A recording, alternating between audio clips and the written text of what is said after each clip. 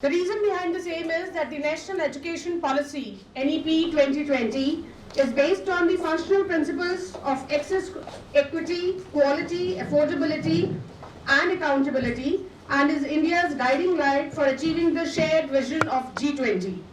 The spirit of NEP is being reflected through events, discussions, and knowledge with 4 priority issues.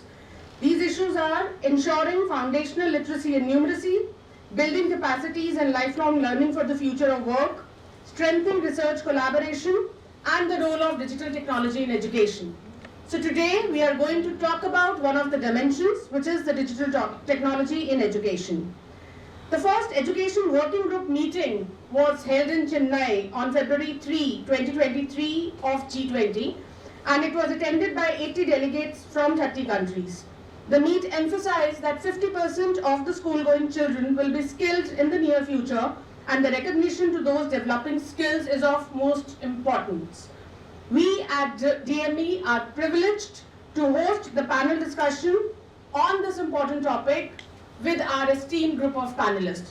So I would like to welcome you all, ma'am, to this platform. I would like to welcome Nikita Tomar, ma'am, Aparna ma'am is not there, Sangeeta Arora ma'am, and Jyoti Arora ma'am, of course, our own HOD, Dr. Purva Ranjan ma'am. So before we start with the panel discussion, I would like to request Purva ma'am and all the dignitaries to please step forward so that we can have a round of felicitation. Please, a round of applause, please. Okay, we can do one by one. Yeah. So I would like to welcome you, Nikita ma'am, please.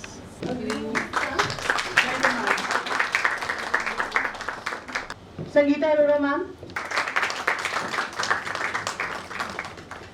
Jyoti Arora ma'am, please. So Dr. Sangeeta Arora ma'am, she is the principal of Kothari International School. She has more than 30 years of experience and worked in various schools like K.R. Mangalam School, APJ School, and so on. Dr. Arora has been awarded as one of the 50 most influential principals by the World Economics Congress. She has received a Global Award for Excellence in Education, Leadership and Teaching. She has also received an award as the Top 100 Principals of India by 3rd Education Leader Summit 2022. She has become the Principal of the Year by Education Leader Summit 2022. We welcome you, ma'am.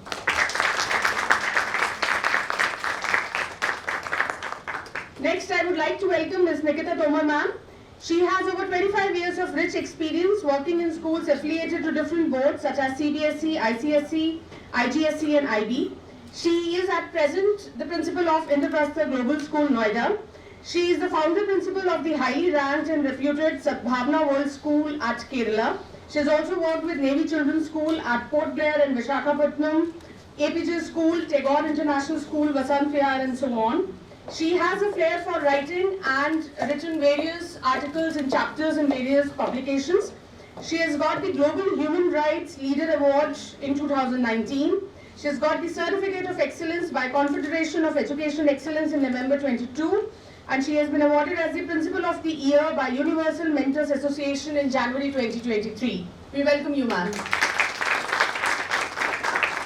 To read only the profile of Jyoti ma'am and Purva ma'am, I would like to welcome my co-convener, Shirley ma'am. Good morning, everyone. Our next panelist is Ms. Jyoti Arora, presently the Principal of Delhi World Public School, Noida Extension, possesses more than 3 decades of unparalleled experience in education.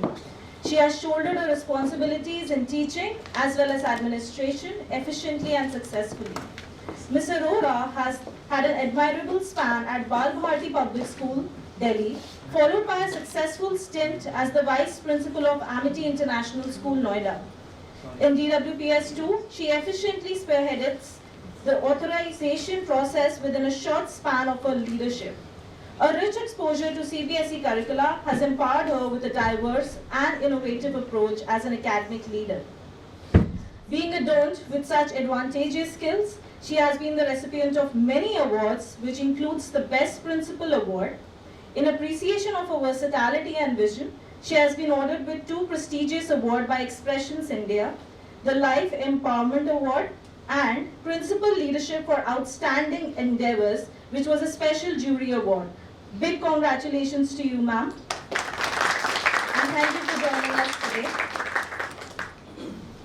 And now, with great pride, I would like to introduce you all to Dr. Purva Ranjan, Professor and Head of DME Management School, and our IQAC Head as well. She holds a doctorate degree in Retail Marketing Management and MBA in International Business Management. Her belief in innovation and creativity has actively shaped her role as a founder and head of Mentoring Cell, Entrepreneurship Cell, and Skills Cell at DME. A certified POSH trainer and also a Google certified digital marketer with rich experience in digital marketing and specializes in social media marketing and content development. She is imbibed with great talent and humility. Thank you so much for joining us today, ma'am. And without further ado, we shall now commence our panel discussion on G20, role of digital technology in education and technical and vocational education and training. Thank you. So I think we can start with our round of discussion, round of questions. So without much ado, I would like to straight away jump to the round one of questions. We will be taking the questions from the audience if they have any at the end. So we will be starting with the discussion and then the questions will be at the end. So the first question is from all the panelists on the various dimensions. So there are 5 dimensions of digital technology as we speak. These are support from government, availability of technical equipment, availability of finance, proper training process, and availability of human resources. We would like to know about the status of these dimensions, specifically pertaining to the education sector in India from each of our panelists. So moving ahead, I would like to ask the first question from Nikita ma'am. The first dimension which we talk about, support from government, and I think that is the most important thing. So how the government is supporting the digitalization in India, and is the support from the government adequate? Over to you, ma'am. So thank you, Dr. Falguni. I think when it comes to Digital India, the entire initiative has been the government's. The push for Digital India has been by the government of India, and I think it's where we are today, as of now, is because of the push from the government. Because unless things are made mandatory, most of us would not be where we are today. When it comes to support from the government, from their level, I think the policies are in place, the support is in place. At the ground level, I can talk as a school educator that a lot of it has seeped into school education as well. Just to give you a brief example of earlier, even things like registration of students for classes 10th and 12th, we would have to, get a hard copy in place, sign it and send it to the CBSE office or any of the board centers. Whereas now, we don't need to do it. Everything is online. All registrations, all paperwork has been done away with. Everything is now done through various means and modes using technology as a medium. So I think the push for digitalization has come from the government.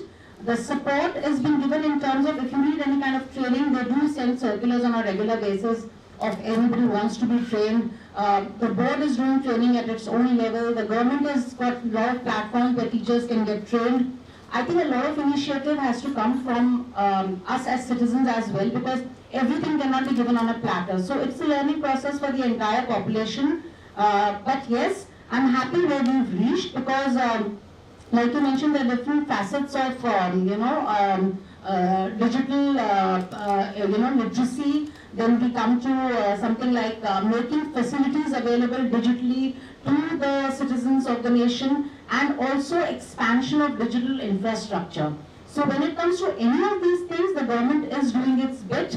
It is a process. I won't say it's a slow process at all. I think we've kind of grown by leaps and bounds in the last couple of years. But we have a long way to go, but there's a huge potential out here. And as far as I'm concerned, if you ask me my personal opinion, I think the government is doing its bit to make sure that we are well on our way to becoming a nation which is a digitally, active nation, so to speak. Yeah. Thank you, ma'am. Thank you so much. Thank you. Stretching this idea of digital expansion, my question is to Ms. Jyoti Arora, ma'am. most of the students in rural areas does not have the access to digital equipments like smartphones or laptops. So how do you think we can make digital technology inclusive of all stratas of society now? I think it is a very valid point, and as Nikita ma'am rightly pointed out, that we cannot get everything on a platter. When we talk about strata, it is not that we are only catering to the isolated places, long distant villages. Here we also have to talk about, of course, the rural areas, the urban areas, and also the cultural differences and the linguistic differences.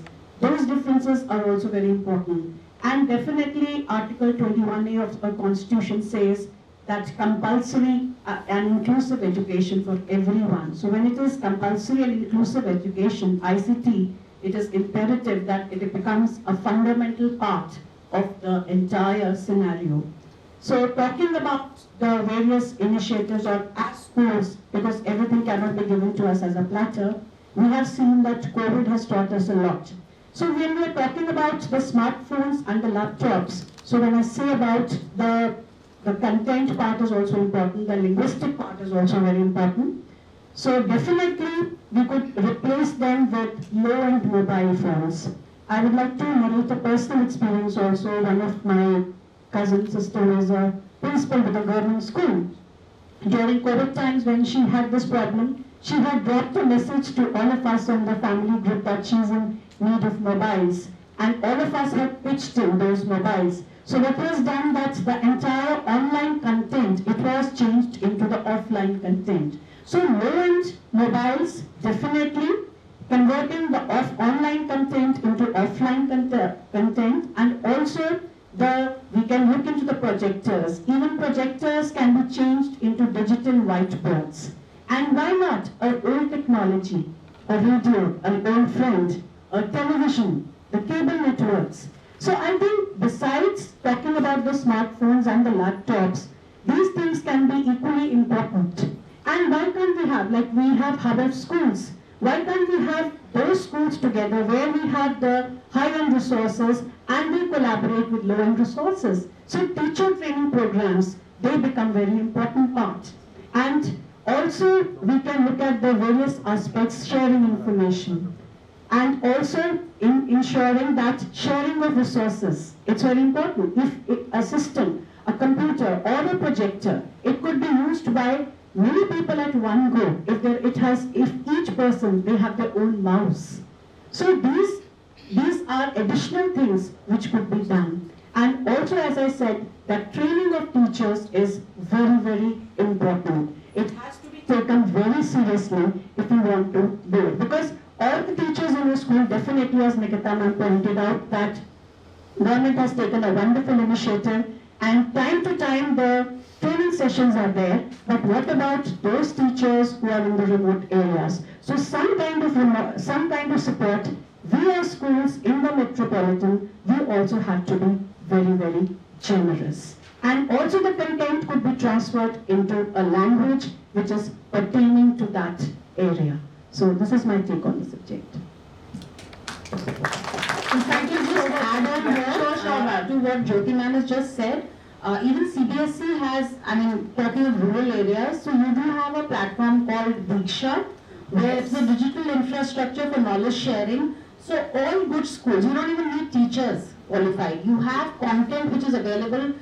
Say teachers from my school have done some chapters which they've done really well using technology. We can put that onto the Diksha platform, and it is accessible to everybody across the nation in the remotest of locations. So if you just have one hall and you have one interactive panel and you can get all the children to that one place and you have few hours of classes, even Diksha platform can be used as a medium. So there are ways and means to reach out even to the remotest locations now, not to be as affluent in terms of resources available in cities, but I think no school is now left untouched by technology in one way or the other. Quality and equity hand in hand now. Equity also. Absolutely. It goes hand in hand. In fact, you spoke about radio and all. I remember looking at a news clipping during COVID times when there was one teacher in Bihar who used to give lectures over the radio and used to be broadcasted using speakers and all. So I think we need to get to that, the remotest of areas, and there are ways and means. So thank you so much for giving this perspective. So next question is from Shalima. Thank you all. Those were some wonderful ideas. My question is to Ms. Sangeeta Arora, ma'am, and it's about the proper training process. There are two aspects in training, which are training by digital and training for digital. Ma'am, we would like to hear your views about the same. Thank you for this, very relevant question. When we talk about this training for digital and training by digital, there are two different aspects to it. When we say training by digital, this means that we are using the technology to train the people.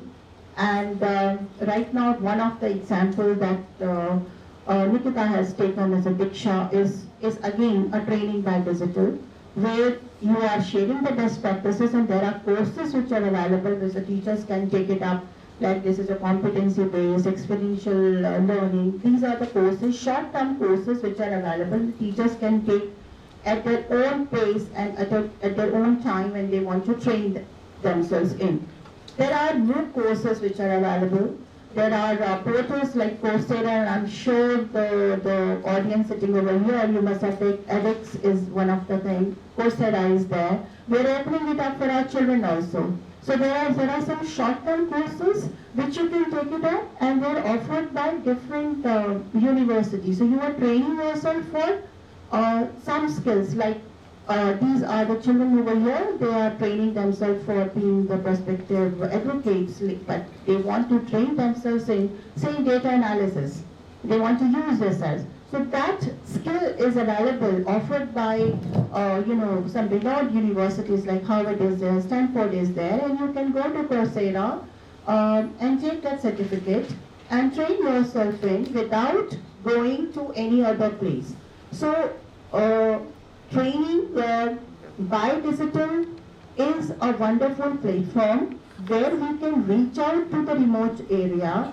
Now sitting in India, if you get a chance to get trained by a professor, a good professor in any other part of the country, I think this was not open earlier. Any one of us sitting over here, we didn't get that chance, but the young generation, they get that chance. And when I put myself, if I want to get myself trained in any of the things which I was thinking I cannot do it, as a principal I don't get the time, but still I can do it right now because of this digital training by the digital. So this is one thing. Now another training for digital. Now I can't do digital training by digital if I'm not trained for digital.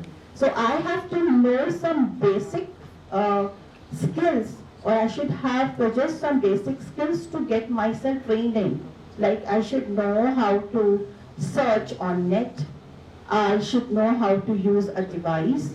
I should know how to use some of the softwares. Now, this is one thing that we have to get ourselves training, basic training, so that we can train ourselves better in the other area. So, this is very relevant for everybody now, because as you put up the first question in which we answered that the digital India. So digital India, when we say everything is getting digitalized. At the COVID time, everything went on the digital platform. Whether it is the courts which were running, whether it is a doctor, you talk about doctor, now online you can get the things. Now the doctors have to train for the digital. The lawyers have to train for the digital. Even the old lawyers who were not trained in how to do that online, argument, they learned it. And you must have trained your children also for the same. So it went on to everything, in each and every profession. So this digital IT becomes a tool, a skill, which we all the professions needs to use it. And it comes sweep in the family also. You must have seen marriages happening and the digital platform through which you are attending it. Whatever the occasion is. Now for that, everybody gets trained in. Even the old people learn how to use the simple things like, you know, the Facebook or the YouTube or going on the online platform like Zoom. Everybody learns that. So digital training for digital is essential, at least at the basic level, to get into the training by the digital. So both of them go hand in hand, and if we are able to take it together, I'm sure we will reach to that dream of ours that the whole country is digitalized. And I would like to give one example here, and I'm very proud to share it with all of you. We always give an example of European countries when we talk about the advancement. And we get a chance to have an online engagement with two countries, France and Germany, and their teachers were, we get into that online platform, and we have done 2 projects with them, and that was virtual projects, and those students get connected with our students. But the way our teachers were handling, and I'm very proud to share that it was exemplary. And that should amount to us over here that in spite of what we say we are a developing country, we still are able to cope up the situation which came through the COVID to go into the digital world as quickly as possible. Even they praised it, the way your teachers and students are taking it to it. Our students are not so much trained. So as I pointed out, these 2 things, we need to take it further. We have gone a very good distance in doing both the things, but we need to go much, much further and bring everybody into this fold. Thank you. Thank you so much. Thank you so much, ma'am. Thank you for putting it so nicely. So I would like to welcome Ms. Aparna Maggi, ma'am, Principal Ramadgir School. Please give her a round of applause. Sorry for being late. Sorry. Thank you for joining us. Ma'am got stuck by some CBSE work. So thank you, ma'am. Thank you for joining us. Probably we can take the question from Purva ma'am, and then we can come to Aparna ma'am. Right, so Purva ma'am, my question is to you, is to the 4th dimension, availability of human resources. Now, to prepare the next generation to be industry ready, there needs to be a pool of people who can train them. Now, how challenging it is to hire the right people with specific skills in higher education institutions. Over to you, ma'am. Thank you, Dr. Gautam. And this is a monumental situation that we all face because I am basically dealing with students who are going into industry who are to be hired. Just like I am looking forward for a good team member to be hired. And there's so much of explosion of skill building these days. And the CV is so polished and the children are so groomed and everything is so perfect that in those 10 minutes of interview, it is very difficult to find out whether the candidate is right fit or not. You know, like earlier generation used to say that how can we have arranged marriage in 10 minutes and decide a life partner? And I have to decide a team member or somebody whom I'll be giving a dedicated budget to take up some project. So in those 10 minutes of interview, because they all seem so well dressed and polished and everyone knows their strength and weakness and everyone has a certificate. Now, a student or a prospective employee having a certificate, let's say data analytics, that could be a 1 hour, that could be 20 hours, that could be 6 months, that could be from Coursera, that could be downloaded without any examination, that could be fabricated. I just don't know, I'm clueless. Because sitting on the other side of the table, I'm just judging a person by whatever their word is and whatever impression they cast. After a couple of months, I'll know how the person will perform. So it's a tricky situation for me. And, so my sincere suggestion to all those who are hiring is that give a project to a prospective candidate, meet them, but do not complete your hiring in one step. There has to be a multi-step process. The more the critical the job nature is, add on the steps. Make it very refined. Give them some data, go use this Excel, whatever software that you have learned, if you have really learned it, whether it is 1 hour of learning or 30 hours of learning, can you use your skill on that data set, understand the problem, come up with relevant suggestions, come back to me and give me a solution to that problem. Because it's that approach I'm looking for.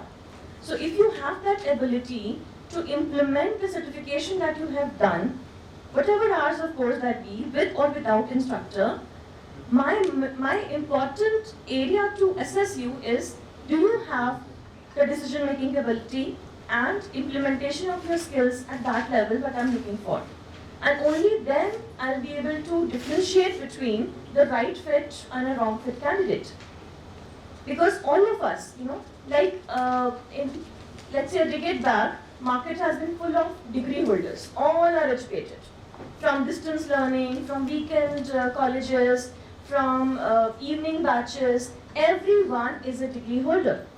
But are they employable enough? So right now, everyone is skilled on paper. There is Upgrad, there is Coursera, there is so many things. Everyone say that they have a certificate. But do they actually know the skill? So testing of skill is very, very crucial. Give them a case study, give them some assignment, ask them to make a roadmap of whatever their profile is, and come back and do a presentation. And that's where the real assessment begins. And that's what we've been doing of late at DNE. We hire people and we do the first line of interview, and then we give them some project, send them back, and 7 or 10 of them don't even turn up because they know that they will be caught. They cannot do it. You can get a certificate, but you cannot fool people who have experience. So this is I think is the right way of hiring from my perspective, and a lot of corporates are also doing it. Thank you, ma'am. Thank you for putting it so nicely. I think students, you have got straight away the expectations which is there, not in the higher education institutions, but from the corporate side as well. Right, so Aparna ma'am, over to you. We have spoken about the dimensions of related with the government, with the technical equipments, with the training process and with the human resources. So now the most important dimension, which is the finance part, right? So now when we talk about the finance, the government support of course is there. We have touched base upon this in the first dimension. But if we talk about actual figures, the contribution of GDP to the education sector in this year budget is only 2.9%. Out of this, only a minuscule amount is being spent on higher education and TVT. Most of it is going in the rural areas and all. So what do you think is the ideal arrangement between public and private sector to increase the digitization in the education sector? Over to you, ma'am. Yeah. So it's like, good morning everyone. And what I would say before I begin talking about the financial things, this is one of the best topics and a topic which nobody has touched up till now. So first let me tell you that in so many conferences that have gone in last, something which we need to discuss a lot and something we need to find out solutions, because we know that this is the amount that which comes. And yes, you're so right that the government's mindset is such that we have to give it to rural areas, and that is a need also. We would also like to do that.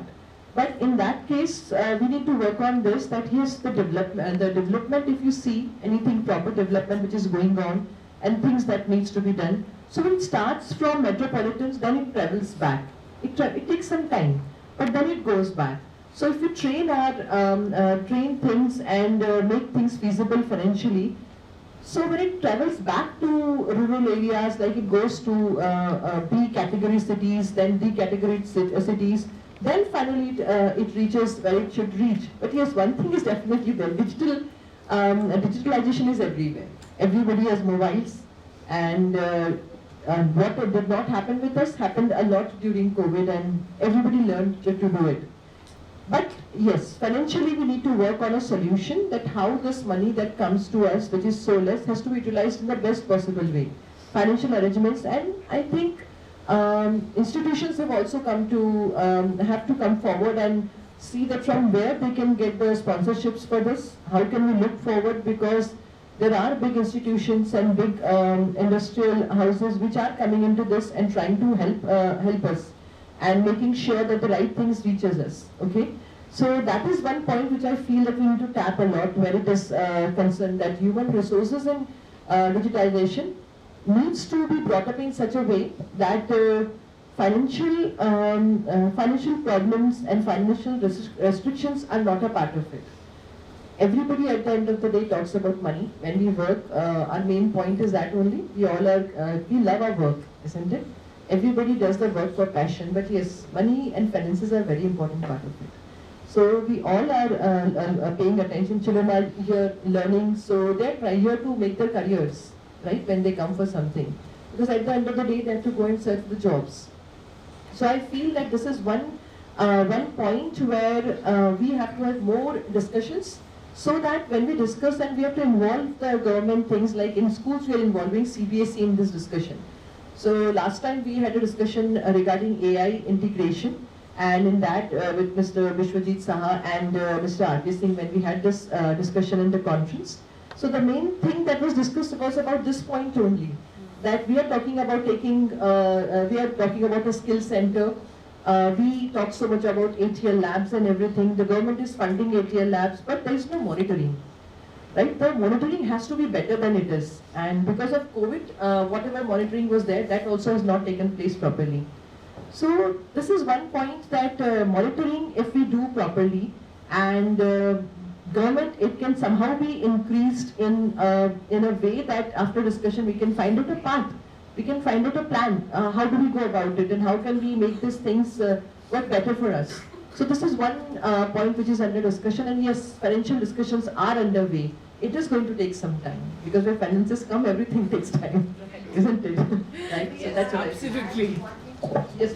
As you rightly pointed out, the government has put a very less money to the education sector.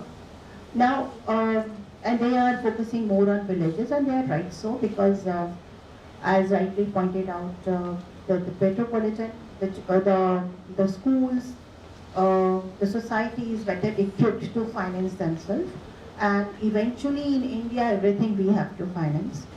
And if you want to move ahead, and that's a reality, your college is being funded privately, it is not being supported by any government agency.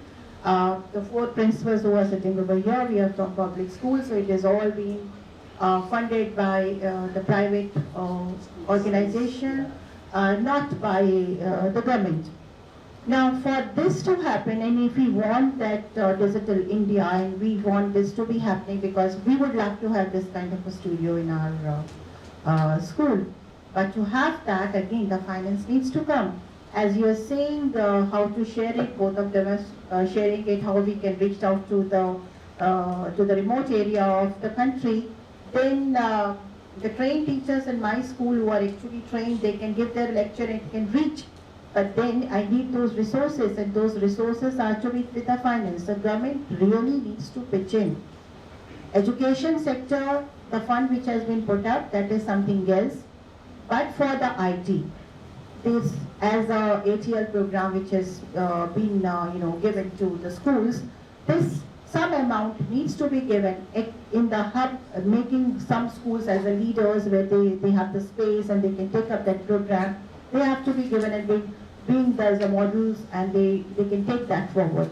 So some of these things have been done in Delhi schools where they have made some model schools and they are working on it. But for the public schools, nobody is giving us. And most of the schools in India where the education is actually taking place, government is taking their part, but you will all agree, I think all the children from here must be from public schools. Yes or no? All of you are from public schools? No one is from government school. So we can see that if we be talking about this, the public schools also need support, and somewhere, some policy in monitoring and accountability, they should put it up, everything in place, but that needs to be given to us also. Thank you. Thank you, ma'am. In fact, in the first point we discussed about sharing of resources, and you spoke about the studio. So I would like to inform all the 4 principals that our studio is open for the children of your school to conduct any of the activities. So we truly believe in sharing of resources. We'll be very happy to use the sports ground that you want? Absolutely.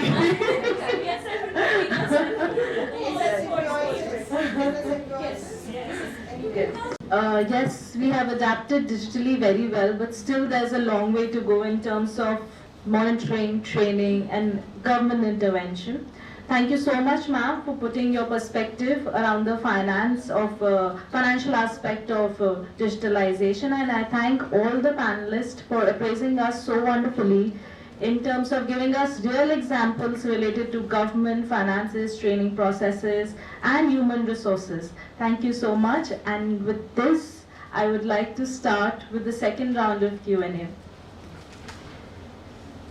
My first question is, I request Nikita ma'am to please help me with the answer, because I'm absolutely very curious with this question. Building student leadership and teaching 21st century skills cannot happen in a typical classroom setup. So how can educational institutions build student-centric and student-led spaces where students can explore, build, create, and tinker? First, let's just define what is student leadership and what are you looking at in a leader of the 21st century. So we look at all 21st century skills, and primarily the skills that we all seek are creativity, critical thinking, collaboration, communication. So 4 skills of these, and add to that 2 more C's, which is character and citizenship values, because they're very, very important. You cannot have just all of this without a certain edifice to an individual.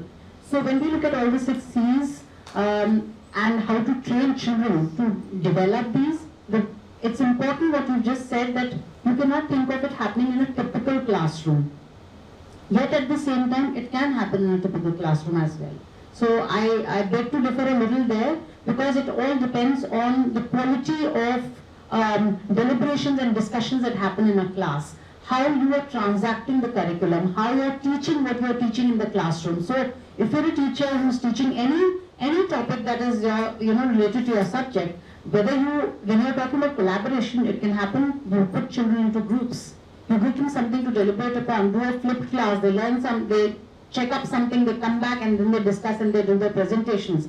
So all of these skills come into picture when it comes to critical thinking, collaboration, communication, all of that we are talking about. Pose a problem to them. Give them, this is a situation, this is a case study, go back home, deliberate as a group, come back, give you a plan of action, how to deal with it. Because you're looking at problem solvers in today's day and age. So one is that, and yes, creating spaces for children to learn all these skills. So I think all the good schools, the private schools, as well as I think even government schools now, have started working on it. They've got laboratories, they've got robotics lab, you've got utter tinkering labs where the government is funding some of the schools to set up labs which are supposed to be kept open to students in the neighborhood. They're not restricted only to that school because they're getting funded. So they say that you should keep it open till the evenings. Anybody from the neighborhood should be able to come and do some kind of problem solving, tinkering, robotics, etc. in that. So you have that.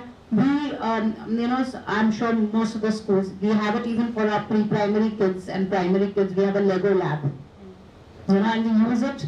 That's a maker space for them. So we give them little things that they need to kind of put together as blocks, and we put them into groups again. And there's one child who will say, okay, this needs to fit in here. This is how it will look better. This is how we can, different things that they can create out of it. So when it comes to all these skills, it has to start right from the childhood. You cannot suddenly wake up one day and say that, okay, now you're in grade 6, now you need to be a critical thinker. It doesn't happen. There's no switch on and switch off.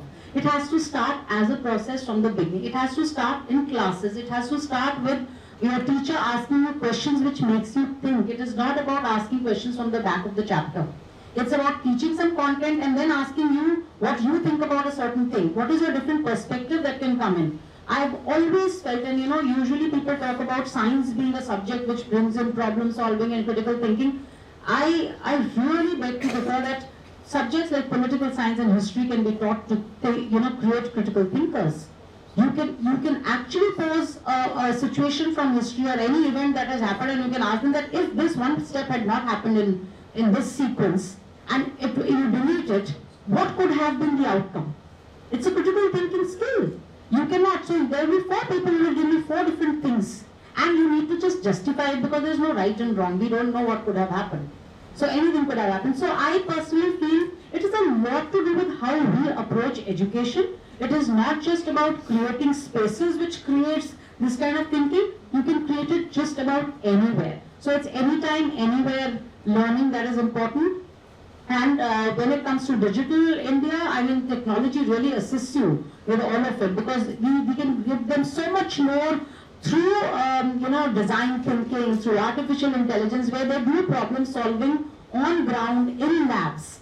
So, and digital divide actually gives you the power to empower. So it connects, people, places, planet, prosperity, peace, whatever you call it, and partnerships. That's how it's supposed to cover all the SDGs. So I personally feel that a little deviation from what you asked me, that yes, student-led spaces are important, but student leadership can be generated from childhood in classes through different methodology. So at the end of the day, we as teachers are responsible for creating citizens who are leaders of tomorrow, because they will not come into in 21st century, we cannot decide what skills will be important. We don't know the exact precise set of conditions that a child will face when they move out into the world. All we can do is give them all other skills which can perhaps help them be problem solvers and fend for themselves and deal with situations as and when they erupt in their lives. So that's my take. Thank you. Thank you, ma'am, for giving this perspective. In fact, this goes with the human resources training which Dr. Purva was talking about, that yes, when we hire people, then we are basically looking for the problem-solving skills, yeah? The critical thinking, not how much score did you get and the questions that are there at the end of the chapter. So yes, so the things are actually getting linked. So thank you so much, ma'am. One quick thing to that. Ma'am has Started working on these areas now. Schools actually in hiring. do that. We reach people, we ask them their subject-based knowledge, and then we do a demonstration lesson to see how the skills We are. also have the demo classes here. So we already do that. Okay. It's not just the teacher hiring we deal with, there are a lot of other key areas, whether it is placements or HR. So in higher education, teaching is probably just tip of the iceberg that we take care of. Absolutely. There's a whole lot of hiring that happens. Yeah. And teachers, they know they have to teach, they have to be ready with their demo. What about the other profiles? Right, so thank you for this discussion, raising this point. So my next question is to Jyoti Arora ma'am. Now ma'am, when we talk about the digitization and all, the cooperation with foreign networks in the form of training for personal internships, professional experience training for students is necessary in these times, but they are not free from the procedural and financial obstacles. So what is your take on this? I know that there are certain student exchange programs and all which the schools are having, but other than that, the financial obstacles and all, how can we go around it? Over to you, ma'am. I think it is a very relevant question. I think now most of the students, they have a dream when they complete their senior secondary stage also, or when they complete graduation level. They would like to go abroad, because we say it is a global village now and there's a lot of collaboration that is happening. And 21st century skills talk about collaboration a lot. Now, if I put myself in the shoes of a child who has just completed his graduation, if I can empathize in that situation, I think first of all, I would like to see which course, I should be very clear, and which course, which country, and which institution. That is important, which all of you must also be thinking. Then the next query that comes, how to connect with it. Then of course, the procedural processes, it includes the visa, and where are you going to stay. As a mother also, my worry, my concern will be if you're moving out for courses or for internships, where will the children stay. So I think for this, the procedures for the children, they have to be, for the students, they have to be made very easy. In this case, what we could do is, the school dedicated career counselors. I think most of the schools, all of us, we have career counseling cells. And they are completely dedicated. Like what happens in most of the schools, in class 10th only, we have the psychometric testing. And after that psychometric testing, the stream, the option, along with their parents, you are apprised about it. The function of the career counseling department, it is as important as the other school counselors. So they keep in contact with the foreign universities, the courses that are available, and we keep updating, which all the schools do it, holding regular sessions or holding regular workshops. And when we talk about the other procedures, the visa processes, and I think there can be something done to ease the procedure, which is being done also. The work has started on that, but it is a hassle. So I think exemption of fees, if it is possible in the years to come, that would be an added advantage. And the state, like we have come out in our school with the Finland Education Hub also. So where we are also calling the people from the other universities there, and also some stays, some hostels or something that could be done. So, but of course it is a handicap if I think as a student and I think as a mother also. So first is the procedures, then secondly we talk about the financial procedures. Now in the financial procedures also, Aparna ma'am also rightly said, that is also a very, very important aspect because everything works out with finance. Definitely there are a lot of loans which are available, which are easily available, and the universities or the shortlisted institutions which are collaborating with a particular school, they are also helping out. But the two important things is the cost. So whichever cost any one of you decides to do, the cost factor becomes very important because even if you get a student loan, you have to find out how will you repay. The other things also that have to be kept in mind. And of course the scholarships. There are scholarships also, everybody wants to know. Now that day I was just surfing the MHRD website, there are so many scholarships, I think which even we are not aware.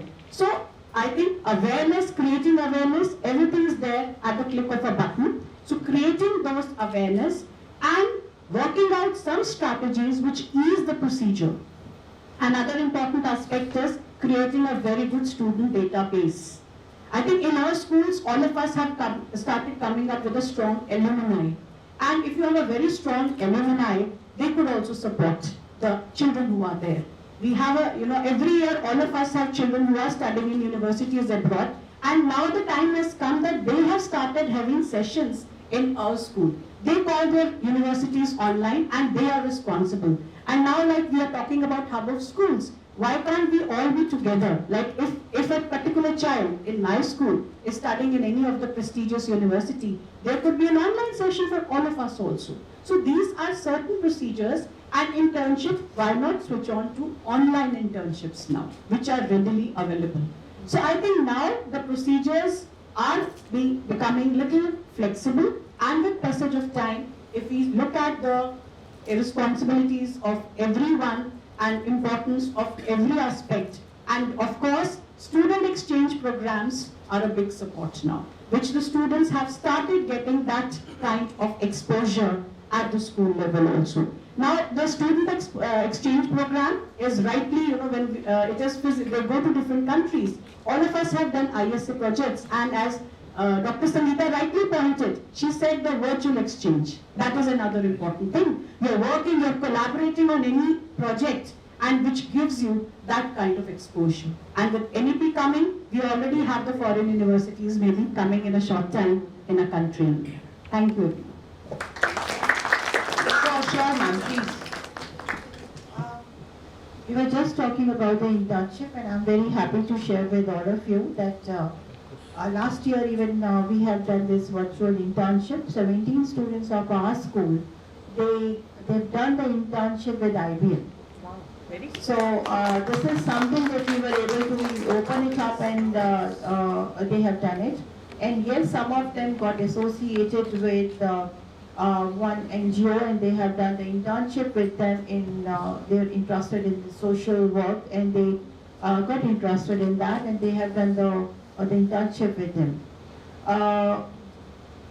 What ma'am was saying, that the virtual interaction and the internship and everything else that we can take it up with the students in terms of the international dimension.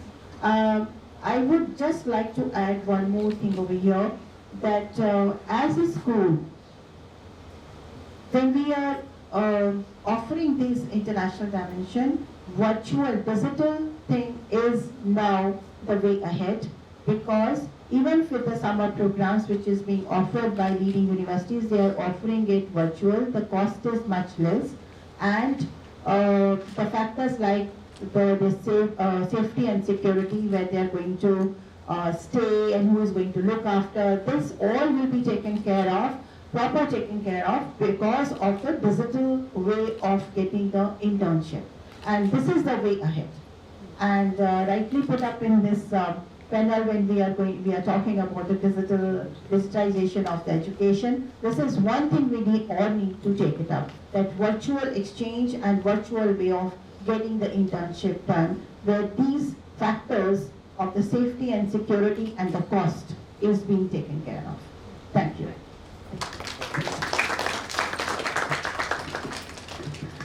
Thank you so much, ma'am. My next question, ma'am, is for Aparna, ma'am.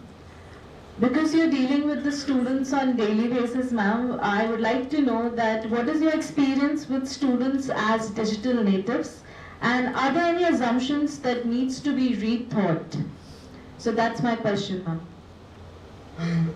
I wanted to tell you one thing. I've been Since I've come and listening to all that is conversation which is going on. As I told you, it's a very interesting topic and we have not been discussing this. So the one thing which came to my mind was that Sanskrit phrase, Vasudev Kutumbakam. So it is there, such an old thing in Maha Upanishad and all, but if you see, in reality it is happening now. When we talk about that every person on earth is a family and everybody is a family, I think now it is happening with digitalization, we're becoming one family. So when we talk of children to be like digital natives, the term I think it's coined by Mark Prensky, and when he coined this term, it's about these children who are coming in this generation. Then we have digital immigrants also. That's another term that he has coined for us. Yeah, that's right. That's right. So yeah, so it is about both of them put together, whether it is digital natives or digital immigrants. So we are immigrants, but yes, we are trying to walk with this digital natives. And the term is very well defined, I feel. And so if you see the life of these children today, all of them are sitting, and if I ask them what time they sleep, can you tell me what time do you sleep? Anybody? Normal, honest answer. When do you sleep in the night? Come on. 3? Okay. Anybody else? 12 to 1. 12 to 1? So now that the life is becoming for them, can you just see, why, if I ask them, what are you doing till that time? Till 3, so where are you? I think you are on one of the digital this thing. Either you are on your systems, you are on your mobiles, and social networking also is a part of it. Talking to friends, I think, is a part of it. And I think through Zoom, being with friends is very normal. Like every day you are, because I see my sons, that's why I'm telling you and asking you these questions. So, so that for them, life is this. Like we can give them 100 lectures that screen time is too much. Right? We can give them 100 things we keep telling them. We do this so often. Please sleep, it's high time you sleep. I don't think that it affects them at all, if you ask me. They think that what they are doing is perfectly okay and perfectly right. Why do they think like this? They think like this because they've been brought up like this. This is normal for them. So for one thing, I always feel we can't blame children for anything. Right? I tell my teachers all the time, if a child is indisciplined, it is your problem, not child's problem. Right? We were not able to teach a child properly. We have not been able to see to the things that we should have been focusing on. So, being digital natives is a normal thing for the children today. They have no sleep time, and then, but if you want them to get up on time, they will. Right? Their sleeping hours are reducing. So the only thing I keep telling them that it is okay right now, but it shows its effects afterwards. Right? With age, when they grow up and all, right? Then they have different problems about memorization. And it is a fact that it happens like this because we, the digital immigrants, are facing it. Right? So it so happens that when you try and give advices to this generation, it's not easy for them to take those advices. They think it's a know-all generation, isn't it? So they feel that yes, they know things and they're ready to face the consequences. That is what the feeling is. Am I right? They say, okay, hum dekh lenge. कोई problem होगा तब हम उससे deal कर लेंगे. This is the thought process that they have. That okay, it's fine if we tell them that if you don't sleep properly, your brain won't function properly, and how will you do your work and all. So the very simple answer comes, हम देख लेंगे.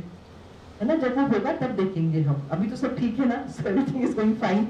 So one positive point is they live in present, which is a very important thing for us to do, right? We can't be always thinking about future.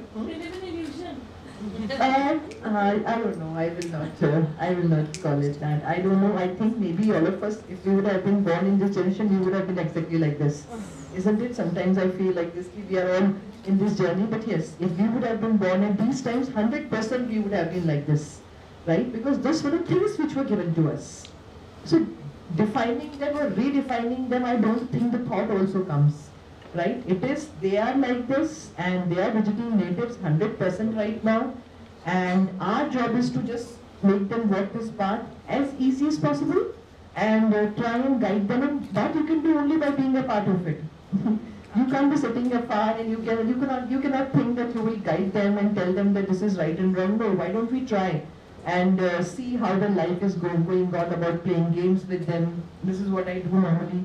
So when PUBG came, I played with all my students. Abhi to wo purana ho gaya hai na? It's an old concept. But at that time it was very much, and it was very difficult to ask children not to play. It was a very difficult job. So this is also I learned playing it, and I thought कि वो तरीका सही होगा, पर मैं खुद करके देखूं कि मैं अपने आप को control कर पा रही हूँ क्या? Are we able to control? Then only we learn ways to control others, isn't it? When we see, so then that's how I train my children, and that's how we worked on that. So I think this is the process according to me. If you want to define it and we want to rethink about it or do anything, so we have to become a part of it.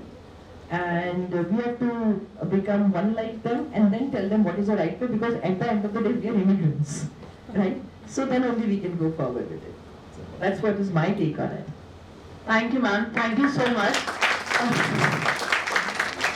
I can actually relate it with the marketing concept because I'm a marketing professor, and there we talk about Gen Z, millennials, Gen X, Gen Y, baby boomers. So that's what it is. So and the marketing we always teach that okay, the consumer behavior of Gen X would be different from Gen Y, different from Gen Z. So I think we need to learn this as well, digital natives and digital immigrants. Thank you so much for your thoughts. Dr. Shalvi, I'd like to add something here. Sure. So they are all digital natives, there's no doubt about it.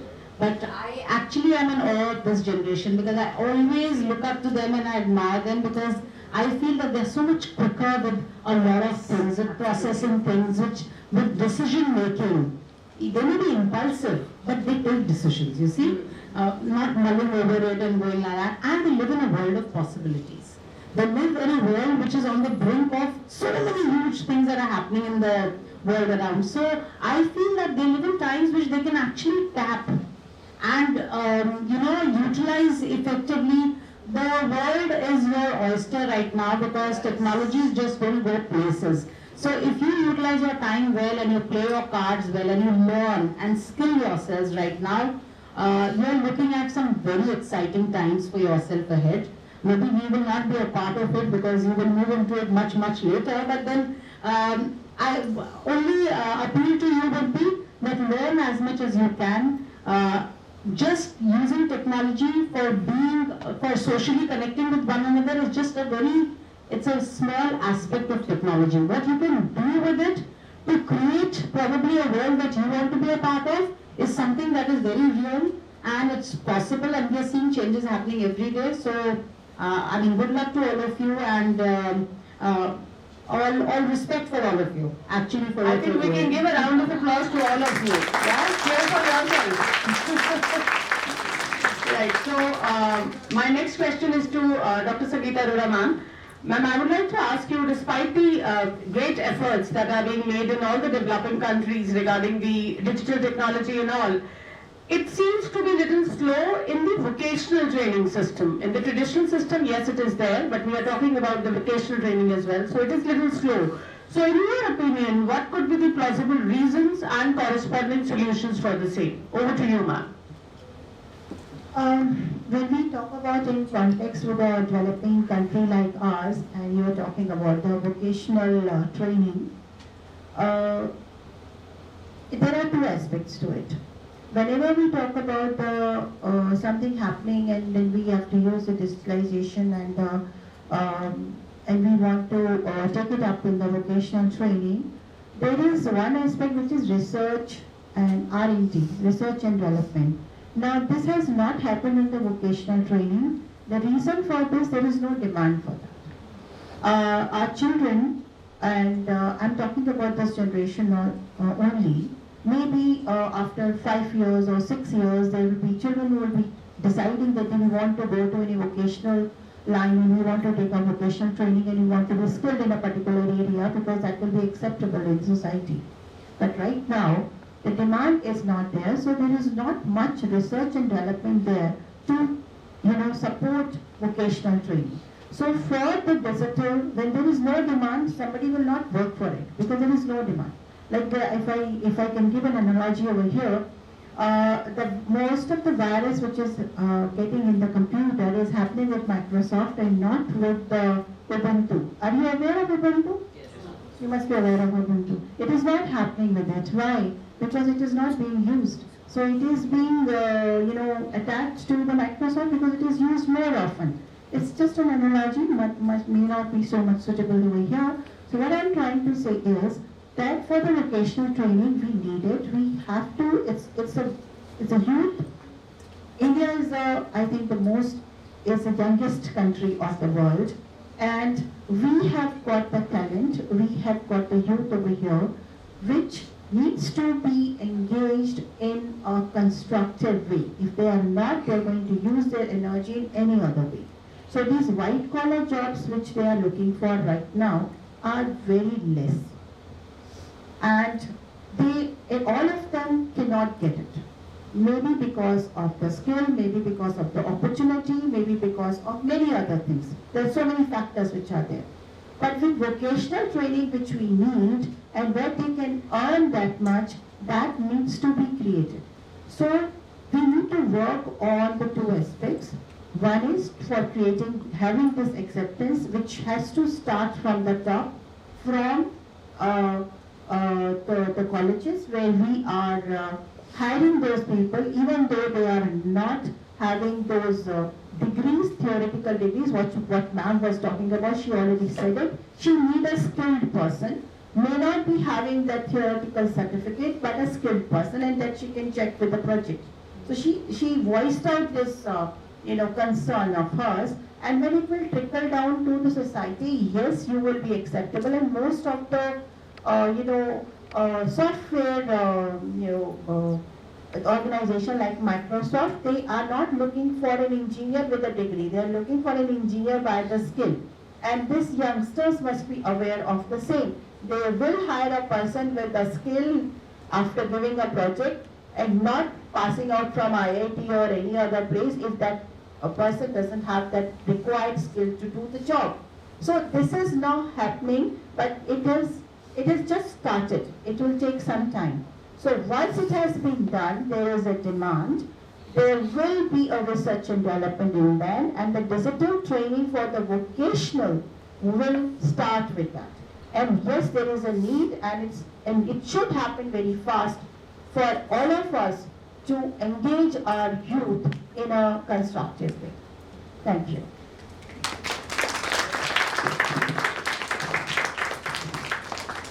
I just hope all the youth at DME, they are engaged in very constructive manner. All thanks to HOD ma'am and all the faculties here, but that was a wonderful advice and we are trying to implement it to the best. Thank you so much ma'am for your wonderful thoughts. My next question is to Purva ma'am. Ma'am, recent surveys have revealed that skills specific to a particular job or industry are not enough for the young graduates to thrive in the market. A combination of soft core and personal skills is required to fulfill employers' demand and expectations. So how can we ensure to balance the same with technical and academic curriculum? So, it would be very unfair to expect all the schools and colleges to do it all. How can we do it everything? As in, can one set of parents provide every possible opportunity to their child with limited income that they have? Or can one child be excelling in all the subjects from Hindi to geography to botany and chemistry? Somewhere we have to decide where we would like to carve our niche and specialize in what we do. So there are only two ways to it. Either we be a generalistic approach where we touch base on every possibility and just open the avenues to students where they understand the world of opportunities and decide which one fits them. And then go further and go into super specialization of it. That's one approach to it. Or we very consciously decide that we as a school or we as a college will pick up this skill and create the best in industry, graduates or postgraduates or K-12 students in that particular skill. We cannot waver in between. Otherwise, as it is, there is general tendency that the parents who come, they want everything. They want the good infrastructure, they want best teachers, they want best labs, they want best results, best placement. No one can have it all. It's a very unfair thing that the expectation has been set that has led to a competition between different colleges and schools and universities that we are basically not allowing our children to grow and thrive, but we end up competing with each other as an organization. That practice should be absolutely discouraged, and all of us should decide that this is where I want to take my school or my college to. If it is vocational, then what kind of vocational? Everything cannot be. There is a vast spectrum of vocational training. Which is that training where after 20 years, the industry experts will be from my schools. That's one way that I would prefer. That if it's, let's say, management that we are doing, then after 20 years, the top CEOs will be from my college. I should be very clear. I cannot provide, all the best professionals from the same. If somebody is doing that, then that's definitely a very beautiful story to talk about, but practically doesn't happen. So even if you have to pick up one skill, one training, or one vocational course, then down the line 20 years, then you will see the output. It is not instant gratification. So if you want to make the industry with the best chefs or bakers, that's fine, that's one vocational area, but you cannot give everyone the same set of skills and expect everyone to turn it into the best in the industry. Be very, very specific, choose where you want to go, and if not, then the other strategy works. Touch base, let them decide what they want to do. So either of the two strategies. So there's this cycle of specialization, generalization, specialization. So now we are moving again to generalization, where everybody is doing everything. And there is a lot of overlap. The same thing is being taught at school also, the same thing college is doing, the same thing postgrads are doing. So who defines the boundary? That here you leave, I'll hand over to next level. Everything cannot be taught. App designing भी अगर आप school में सिखा देंगे, what will they do at IIT? We have already done it. So what will they do? Then, what will happen? You will see dropout from the college and postgrad level. You will see a heavy dropout. Because if they are getting immediate jobs based on their instant skills, they will not pursue higher education. And that has its own consequences. Down the years, 50 years, you will see a whole workforce which has not invested in their own education at a higher level, but they do have skills and immediate jobs they have got, but when they want to scale up in the industry, they won't be able to. So the results comes in 10 years or 50 years down the line. That's my take. Thank you for putting it very, very nicely. So I think the result of this panel discussion is that all of us, the higher education system, schools, instead of working in silos, instead of having different government regulators, we are bound by different government regulators, there need to be a cohesive education policy. So that's what my take from this panel discussion is. Over to you, Shirley ma'am. Well, after this wonderful panel discussion, we could just summarize it by saying absolute wonderful thoughts from all the panelists on sharing of resources and timely imparting relevant skills in the students. And my personal key takeaway was learning can happen anytime, anywhere. This is again a nudge for me because every time I hear it, it is like a theoretical learning. But yes, today practical learning can be imparted because even I learned it here itself. So yes, thank you so much to all the panelists for this wonderful ideas. I really want now to have a simple round of felicitation with all my school teachers out here and also with the principals. Thank you so much.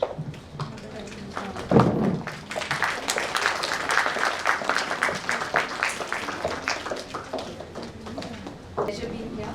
Thank you so much. And learned so much from what we heard from our respective principals. Thank you so much. Thank you so much. Thank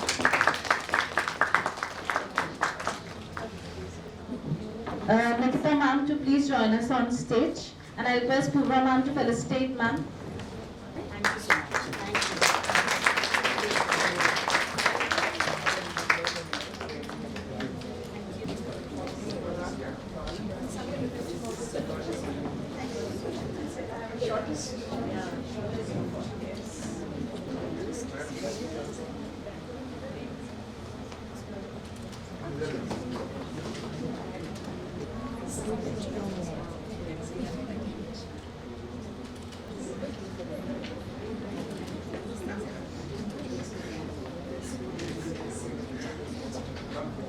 My heart wants to commence by saying thanks to all our honorable dignitaries for their remarkable contribution to this panel discussion. Thank you for gracing our event MDLC 2023 with your presence. Biggest thank you to our director, Sir, Professor Dr. Ravikant Swami, Sir, he'll be joining us very soon, and the head of the department, Professor Dr. Purva Ranjan ma'am, for her constant support and guidance to shape this event. Thanking my co-conveners, Dr. Gautam and Ms. Wadhwa, for their support in curating the event. My sincere thanks to all the faculty and admin members who stood by us in all the preparations and motivated us to arrange such an impactful event. Special thanks to Vishal Sir, Madhav Sir, Pradeep Sir, Yogesh Sir for the support of videography, photography and IT. And now, my dear students, I am super proud of the young leaders that their constant efforts are there in being a part of this G20 India Summit and movement. Once again, a big thanks to all.